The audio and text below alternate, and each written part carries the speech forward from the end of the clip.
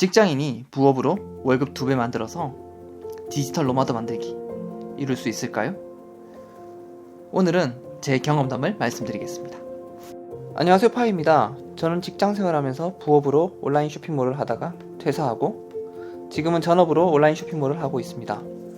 현재는 명품과 대량 등록으로 온라인에서 물건을 팔고 있습니다. 오늘은 특별히 처음 온라인 쇼핑몰을 시작하는 분들께 제가 처음 온라인 쇼핑몰을 시작한 계기에 대한 이야기를 해드리려고 합니다. 제가 이 사업에 처음 뛰어들었던 일은 2년 6개월 전 여느 때와 다름없는 출근길로 거슬러 올라갑니다.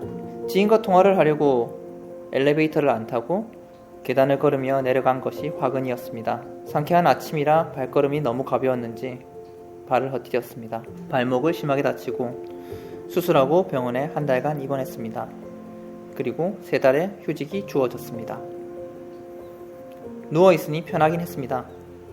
다니고 있던 직장은 이런 부분에 대해선 처우가 확실한 편이라 직장으로 돌아가는 부분에 대해서는 걱정이 안 되었습니다. 누워서 꼬리에 꼬리를 무는 생각들과 놀다가 평생 일하고 월급 받고 하는 삶의 끝에 무엇이 있을지 생각하기 시작했습니다.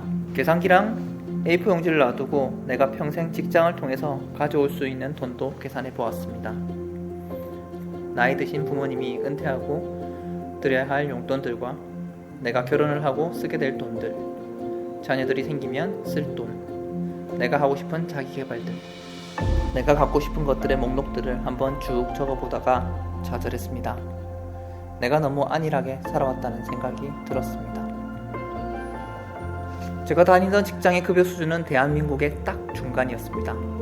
그리고 내가 원하는 것도 그 중간에 머물러 있었음에도 A4 용지에 적어놓은 숫자들은 불안했습니다. 나에게 주어진 누워서 한 달, 재활하면서 2달 동안의 시간들. 이 기간 동안 그 불안한 숫자들을 바꿔놓고 싶었습니다. 다니고 있던 직장은 나름 개인 시간이 많이 확보되는 편이라 만족하고 있었기 때문에 우선 부업을 찾아야겠다고 생각했습니다. 부업을 찾으면서 3가지 조건을 세웠는데 전노동, 저자본, 성장 가능성이었습니다. 퇴근 후에 잠시 일하면서 자본이 크게 들지 않고 성장 가능성도 있어서 내가 내 사업을 할 수 있도록 만들 수 있는 부업. 이렇게 적어놓고 찾기 시작했습니다. 지금 와서 보니까 참 도둑놈 것 같습니다. 우선 유튜브에서 돈 버는 방법에 관한 키워드를 넣고 열심히 찾아보았습니다. 찾아보니 수익형 블로그, 유튜브, 인스타, 재테크, 몬테크, 온라인 쇼핑몰과 같은 것들이 눈에 들어왔습니다. 그리고 나는 온라인 쇼핑몰을 선택하게 되었습니다. 돌이켜 생각해보면 저자본과 성장 가능성은 현실과 맞는 부분이 있었습니다. 전노동은 잘못된 생각이었어요.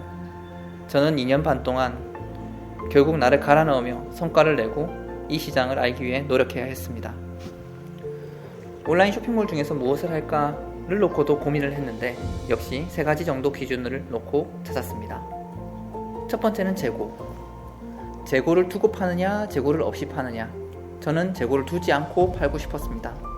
재고를 두지 않고 팔아야 저자본이었죠. 그때 당시 재고를 두는 것은 리스크라고 생각했기 때문에 무재고 방식에 끌렸고, 두 번째는 물건의 출처. 국내 물건을 파느냐, 해외 물건을 파느냐. 국내 물건은 이미 레드오션일 확률이 매우 높다고 생각해서 해외 물건을 팔아야겠다고 생각했습니다. 성장 가능성을 고려한 결정이었죠. 그래서 해외 구매 대행을 해야겠다고 생각했고, 3번째는 마진율. 적은 상품을 팔더라도 많은 이윤을 남기고 싶었습니다. 그 당시 마진율이 가장 높은 나라는 중국이었습니다. 주문수가 작으면 노동이 적을 것이라 생각했죠. 그렇게 저는 중국 구매 대행을 선택하게 되었습니다. 어떤 일을 시작하든 목표를 세우고 일을 해야 빠른 시간 내에 성취를 한다고 믿는 편이라서 목표를 세웠습니다.